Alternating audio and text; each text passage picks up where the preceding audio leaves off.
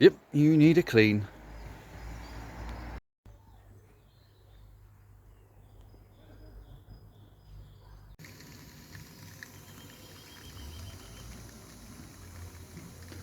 I think the snow foam gives off the profile of the car really nicely. Oh, it's like Christmas.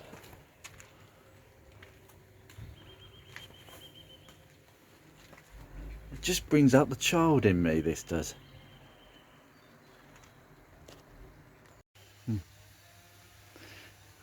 Might as well do both.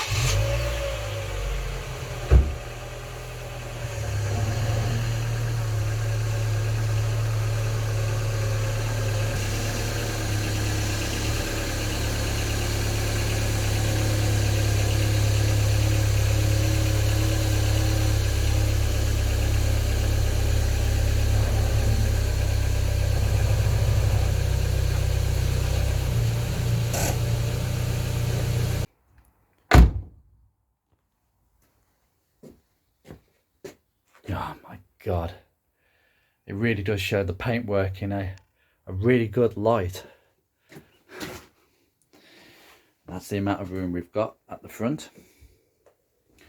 We've come relatively close to that side, but we're okay. It's just a sea of black, a pure reflection. That's what Panther Black is. I think it's the best foot. I'm biased, obviously, because I think it's the best Mark 1 focus colour. It's the most difficult to clean, but often the most difficult to clean are the most beautiful to look at, pretty much for 5 minutes. That's as far as I'll go.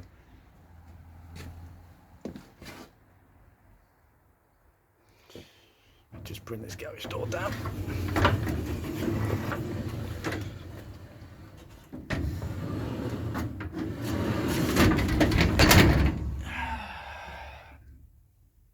Hello. Me trying to make my way forwards, trying to not knock anything over. And lights. Bingo. Just bear with the camera quality. And finally, we are in.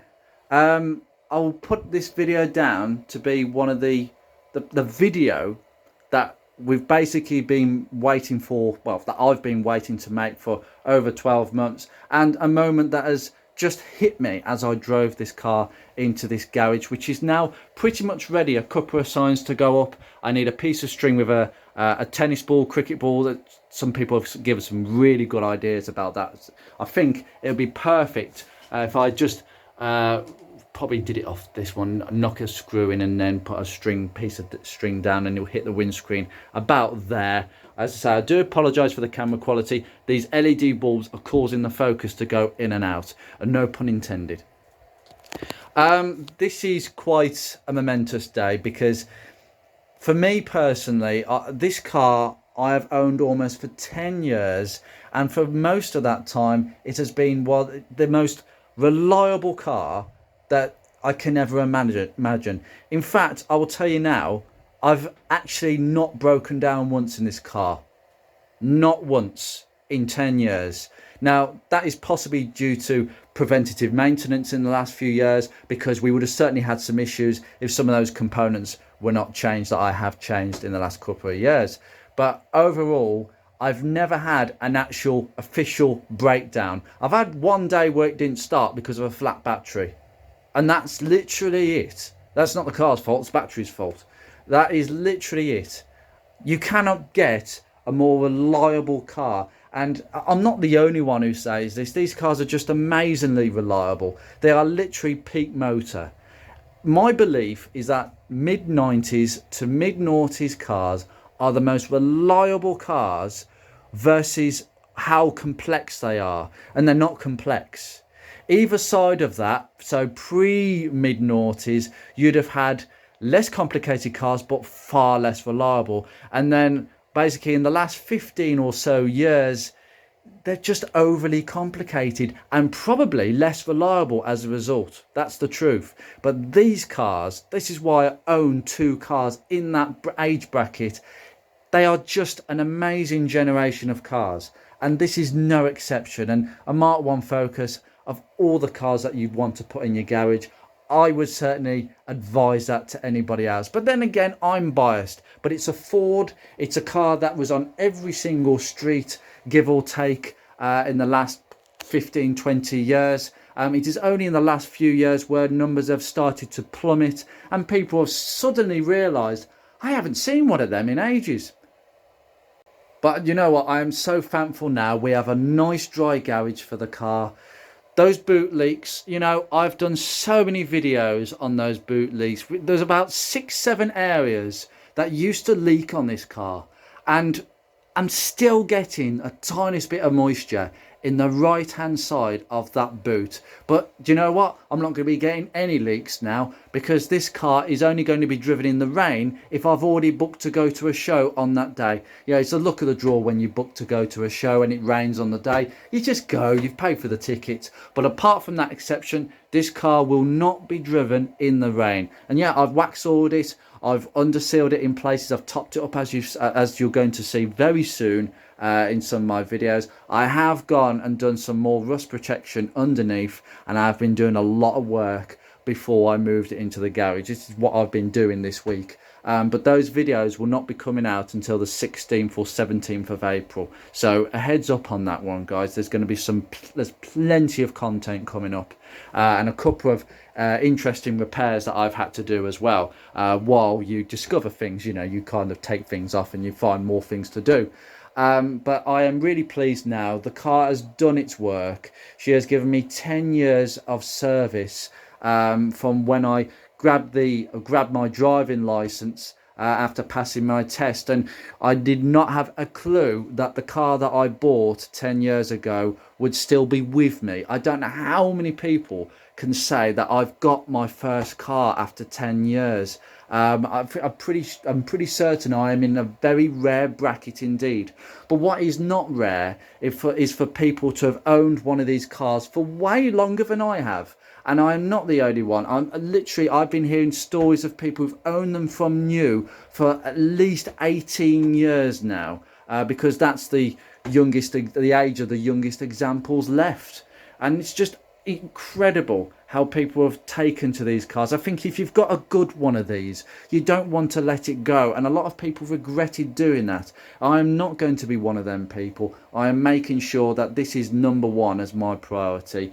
The Rover 45 Project Beatrix is up and ready. She's now going to earn her keep because I've financially bellowed quite a bit of money into that car, and I will be doing a video on how much that cost if you are interested in it. And that's the truth about well, not recommissioning. I think we went a bit beyond that, a rebuild just like this, basically a rebuild. You could call it a restoration. I think if you exclude the paintwork, well, I have done paintwork, to be fair.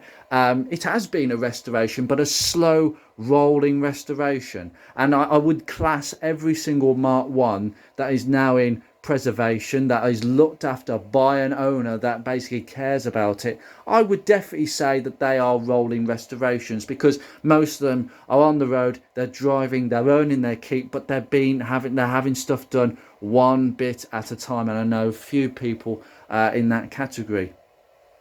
Is it retired? No. Retirement is not what I would say for this car. This car is going to lead a much different life from now on. Chapter 2, a much more comfortable, a much more protected life, I hope. I will do my best to look after it in this respect, and the garage will allow me to do so. So we are in a great position because Project Beatrix is up and running. A couple of niggly issues, a couple of bits to be done, but nothing drastic. I made sure that I went a bit OTT with that car to make sure it's in a position where it's not going to be off the road for a long time if I need to have it off the road. Naturally, if the Rover needs to be off the road, I can shove the Rover in this garage and carry out some work if it's a long term and bring the Focus back out. And yes, it may be out when it's raining, but you know, that's just the way it is. At the end of the day, I think a tiny bit of rain in there is not going to hurt, considering the amount of work and protection I've given it underneath. But you cannot be too careful with these things. Well, you might ask yourself now, what's next? Well, the truth is, I really want this to be an absolute shining star in the Mark 1 preservation scene. And that is what I'm aiming for. I'm aiming to create a group of enthusiasts, Mark 1 enthusiasts, who want to preserve these cars. I am not interested. I will say this now. I haven't got a particular problem with modified Mark 1 Focuses, particularly the ones that have been heavily modified. But that's not my thing. My thing is subtle modifications, like I've done to this in a few different areas. But the reason that I reverted this back to originality, if you have not watched my previous videos, is very simple. I messed about with this car and I messed about with it too much. And one day I looked at it and I thought, what have I done?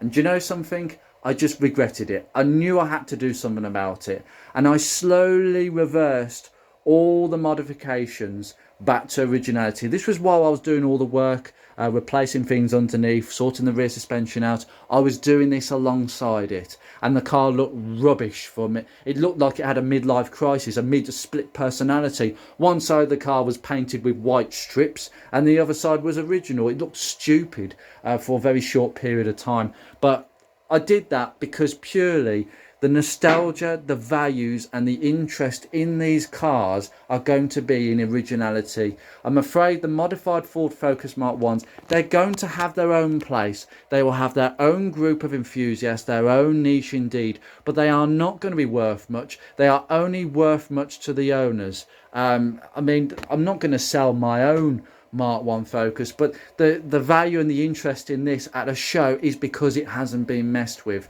and I think that is really important to note.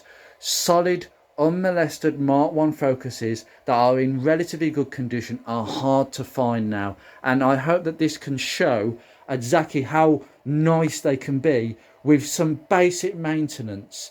That it hasn't cost me a fortune to do this car. The highest cost is the paintwork, and I have yet to do, I've done about a third of the car, but I've got to do the other 2/3. So, you know, the bonnet, that side of the car will be resprayed in about a month and a, probably about a month and a half's time, maybe 2 months time from now. The roof will be left for a bit longer. I mean, I can show you now because of the light. My car is no amazing car. We've got can I just show you? Yeah, we got some pings here. We got some sparkliness going on the boot. Yeah, we got some paint missing and some sparkles. That was this is the third tailgate of this car's life for one reason or the other, and this was obviously stored outside because that's the only thing that happens when you store parts outside.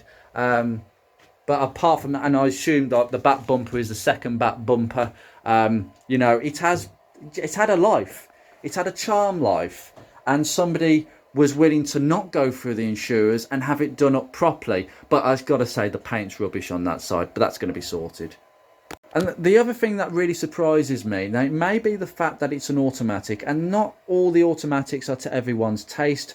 These gearboxes are pretty smooth, but because they are based on 80s, 90s technology, they are slightly in the jerky department at certain times. And it's not to everyone's taste, but I suspect that before I bought it, there were 4 different owners of this car. Oh my goodness me, I need to clean the inside where my suction cups have gone. There were 4 owners before me, and that's a lot of owners for what was an 11-year-old car at the time. So I can assume that people just didn't really take to it as much as me. Maybe so. There was nothing particularly special about it apart from the gearbox and the fact it's got 3 doors, where you could literally get 3 doors as much as 5 doors when I first bought this. But the ironic thing is, this car is now worth probably more than what I paid for it 11 years ago, which is just a sign of what's happening with the second-hand car market. But there's a reason why these are going up now. Good examples are fetching more because people are interested in them. They are nostalgic. People want these, and I've hopefully caught the wave of this nostalgia, and that's what my channel hopes to do, to promote these cars further. And I do think the work I've done with my channel has really helped these cars, and to encourage people to buy them and enjoy them, because they're not going to be around forever. And my one is going to be preserved to actually showcase this. I'll be taking this to a number of shows, especially after I've had that side done. Once I've had that side done and the bonnet, I'll be much happier. I mean, obviously we've got some things going on, the scratches and the skirmishes of the past. This car still wears its its years of daily driving, I should say, quite obviously, and you will see that if you see this at a show. It is not a concourse car, but it might be close to it may be close in a few years once the paintwork's done. And that really is where this car is heading. This car is going to be used at shows. It's going to be enjoyed when I want to enjoy it and not when I have to, i.e. commuting. And it will be done, hopefully, in 90% of the time, dry weather. So we will have less issues with corrosion or little niggly bits that are going to start rotting out, like the front wings. They tend to enjoy the salt. So to the rear wheel arches, bit of a tongue twister there. But that is going to be what the car will be in the future. From now on, it will be a source of information and hope, in the garage of hope, to all those people that may own a Mark 1 Focus or may not own a Mark 1 Focus and think, do you know what, to get one of these and to keep it in this condition is going to cost me a fortune. It really isn't, and it's really easy. You can narrow your bills down by a long way and you're left with an absolute peach of a car. I'm not being funny. Ford Escorts, Mark 3, Mark 4, even Mark 5, Mark 6 Escorts. Every Escort since the Mark 3, Mark 4 for me are drab. They are not particularly good cars, but they have a huge nostalgia and they exchange hands for more than probably 4, 5, 6,000 at a time, despite the fact they were just mundane and they just weren't a brilliant car. You imagine how good these are going to be when they get to probably five years in the future, 5, 10 years from now. You imagine now, with the numbers left on the roads and the good examples of these, how much these are going to be worth in comparison. There are a lot of factors in that, mind you, but the logic says that these are going to be more popular than the Escorts of the past. They're certainly nice to drive. Anyway guys, I will see you very soon. Take care.